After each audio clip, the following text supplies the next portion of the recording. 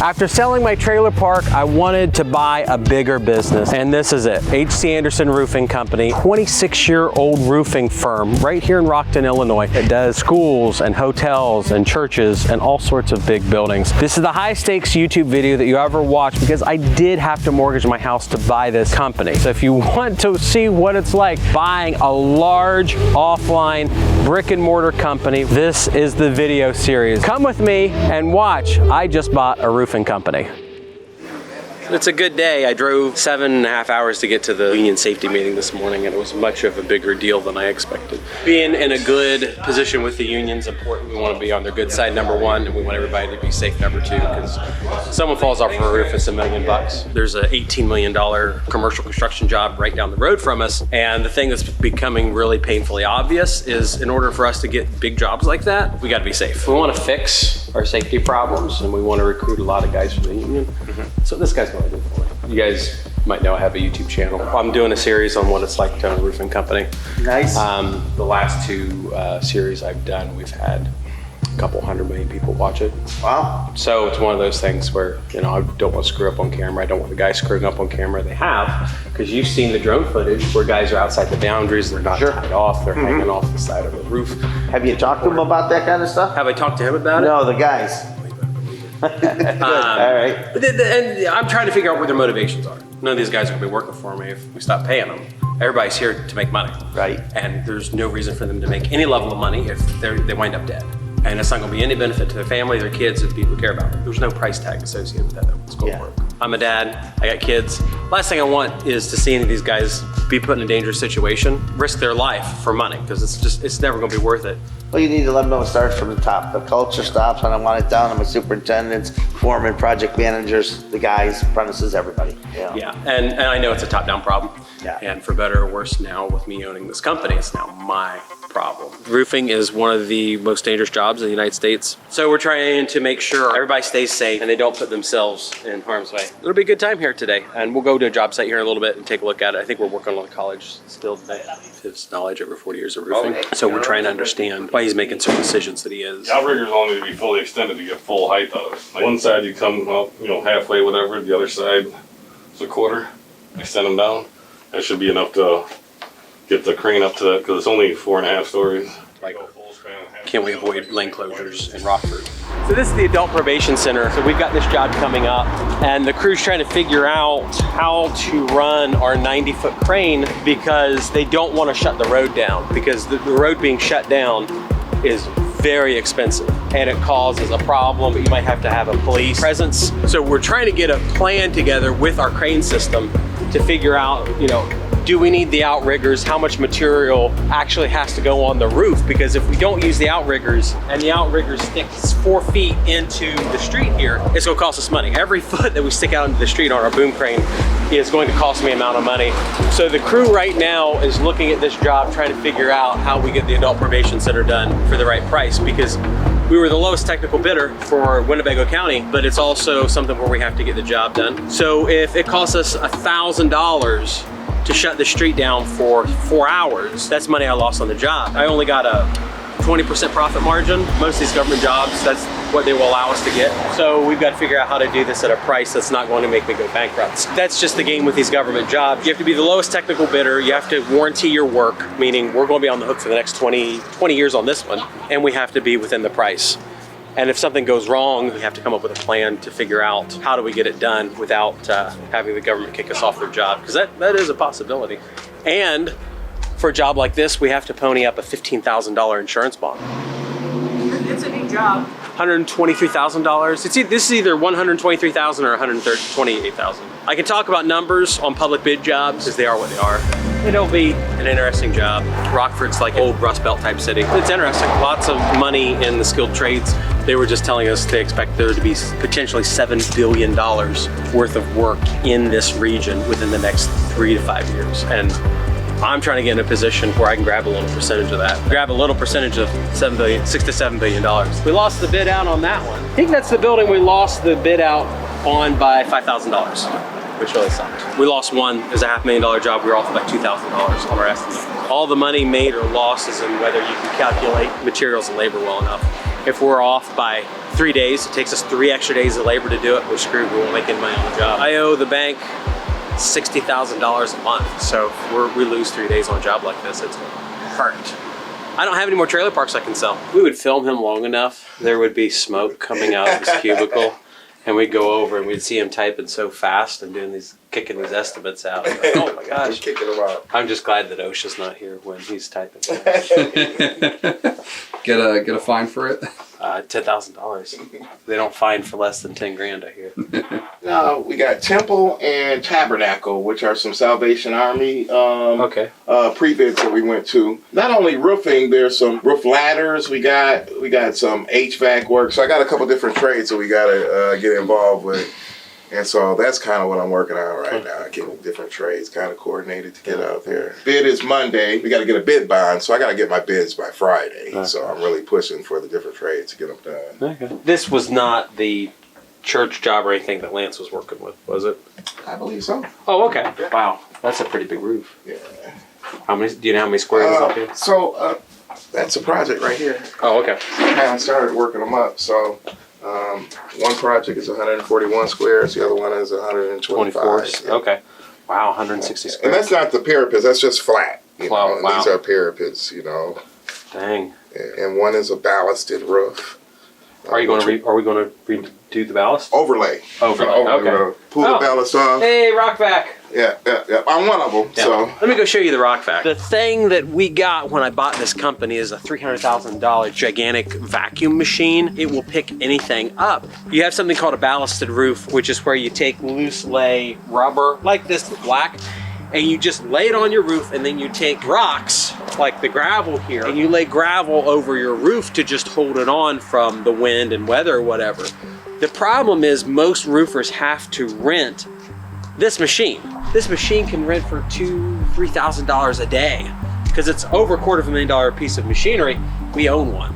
So not only can we do the work ourselves, we rent this out and we rent our crew out to other roofers that are also in the union to pull the ballast off. And it's like incredible amounts of money we made off of it because this is a hard machine to use. It's a lot of work, requires some specialization on it. When I see that we are doing a ballasted roof there, we might have a section where we have to take 10,000 square feet of rock an inch deep off of a roof. Just taking it and disposing of it, if that's what we did to a dump, that dump fee could be $5,000. I love seeing rock vac jobs because we just do them internally. We don't sub them out.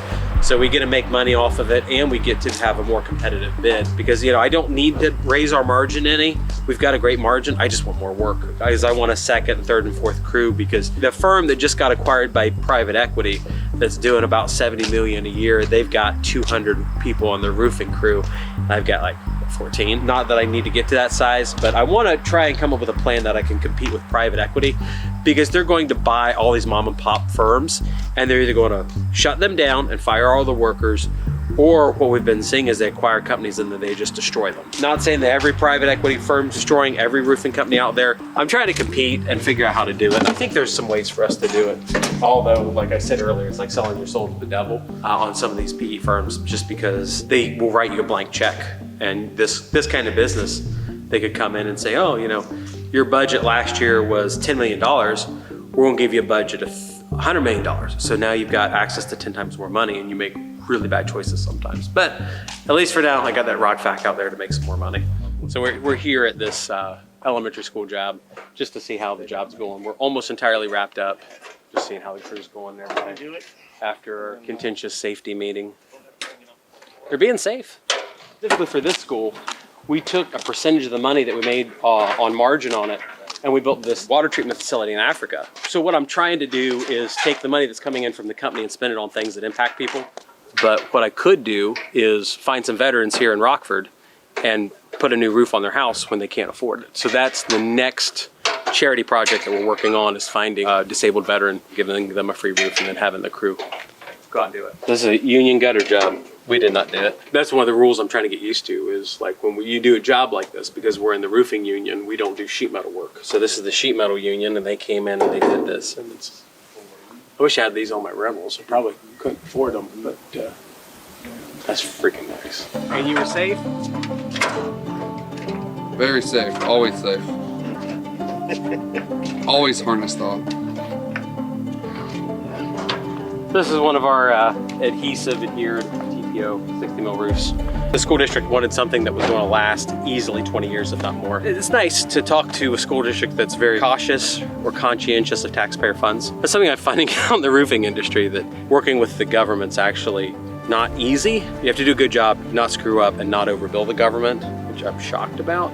So doing this project has been really eye-opening for me, meeting with the government, making sure that we're not screwing taxpayers over, which, like I said, I would never expect that, if I'd be honest with everybody. So we're the lowest technical bidder, and we have to warranty it. I think we've got a 20-year warranty on this, so where if it starts leaking, we have to come back and fix it. If I fall off of here, I'm breaking something. I feel like they put the fear of God into me in roofing school because of how many people had fallen off a minimum 2-story. They had one guy there who fell 9 stories in downtown Chicago, and he lived. And that just blows my mind that that's a possibility. I want everybody to be safe. I want to be safe too. Because our OSHA rep informed us that the average roofing incident costs $150,000 in medical payments. We had a sales company, and they're supposed to call all these businesses in Winnebago County, like North Main Manor, and say, hey, you might need a roof. And long story short, we've hired and paid them almost $50,000 to go and call all these businesses here. And over the last several months, he hasn't got a single job in the entirety of the Chicago region. And he's like, oh, no, it's just gonna take 2 years for these calls to mean anything. So meanwhile, my business partner that lives here in Rockford, he said, okay, we're in trouble, Brandon. We got these government jobs, they're a shoe-in, we're doing great with them.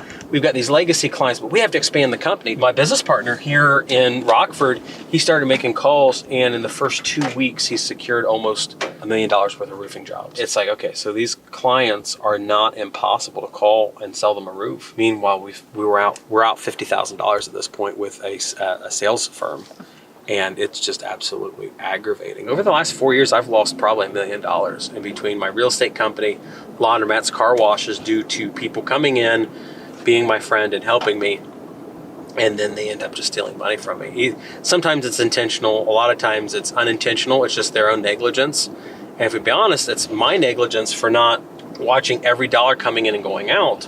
So with the company here, I was looking at it and seeing that, man, we're investing money in marketing and advertising and sales, and we're not seeing any return. Karen told me we should cut everything loose at a month. So that's what I'm having to learn, is to have those really harsh conversations with people. With me being so non-confrontational growing up, I have found how much of a detriment it's been. Meanwhile, I do YouTube videos with some people, former military, those kinds of guys, and they're very direct and confrontational with people. And I'm finding out how beneficial that is in this company, my real estate company, my car wash and laundry. Because my car wash business partner, Aaron, he's definitely more confrontational than I am with people. Because he's more confrontational than I am, we're also very profitable. And we're also doing very well with our car wash business. I've come to the realization that me being lackadaisical about having harsh conversations with people is a huge, huge detriment to all my businesses. This is the one job where there was a complaint about some safety regulations on. And it's not that our crew got in a lot of trouble over, it was just, how do you know you're not gonna fall through the roof deck? How do you know you're not gonna fall through the skylights on it? This is a library / museum that the college here in Wisconsin has totally redone, and they've spent gobs of money on it. It's a beautiful, gorgeous facility, and I'm super excited and thankful that we've been able to be a part of this project. Because one of the things that happened as we acquired this company from the former owner, he just had phenomenal business relationships with this college, and we're their roofing company, and I don't want to change that. So as we've been going through the drone footage of this facility and different roofing jobs that we've done here at the college, it's like we're going back and diagnosing the work that we've done here, because this contract that we've got is just worth tons of money, and I don't want people to be unsafe, and I don't want to do anything that would put me at odds with the college. I've put a lot of my business and a lot of my life on the line so we can do jobs like this. So when you buy a company, the benefit or hope is that you take over all of your legacy contracts, meaning your old clients stay current clients. You can calculate the amount of money that that contract's going to make in the future. You have to continue to be competitive and do a good job for whatever your client needs are. Like some of these places, we've given the college a free roof. That whole line of dorms over there, we've re-roofed, and we have to guarantee that those roofs are going to last another 25 years. So, taking over those contracts is great, so long as we keep the quality of our work up and if we don't, I'll get screwed. Whether I succeed or fail, you guys are going to find out, because I'm just going to keep doing vlog videos here of what it's like to run a commercial roofing and construction firm. Now we're going to our next job, which is a church down in Rockford. It's one of our long-term clients. It's a nice mid-sized job that our company does, and they are setting the crane up right now. So we're going to drive down to Rockford and take a look. So this is a church that we're doing. It's a nice, wonderful, beautiful Presbyterian church here in downtown Rockford. We've got this nice mural over here with a large flat roof area. I think we're doing some pitched shingle work as well as the flat roof here. Really excited about this job, but we are running this job. We're running the elementary school. We're prepping the site right across the road for whether we can set the pylons on this machine up. Depending on how far the pylons are out makes a determination of how much can we actually carry with the crane. The farther the pylons are out, the more we can carry with the crane. But if these are out too far in the street over there, what happens is we have to start getting extra permits. Now, if we were doing roofing jobs in downtown Chicago, you are not allowed ever to block traffic there. They have told us very clearly, they don't care whether you have a 90-ton crane or you have a dumpster or you have a pickup truck, your vehicle's immediately being towed and you'll never see it again. They made that very clear if we do work in downtown Chicago. But with this kind of commercial work, it brings about challenges. We're not just some guy in a pickup truck. We're a large regional commercial roofing firm. And it's one of those things where we can't be fly-by-nighty. We can't do the stuff that I normally like to do with all the little tricks on residential jobs. Everything has to be perfect. It's absolutely gorgeous church, man. We'll start demolition tomorrow, and hopefully I'll be out here and do some filming and whatnot. That's a really high roof. Excited to see this job get started tomorrow.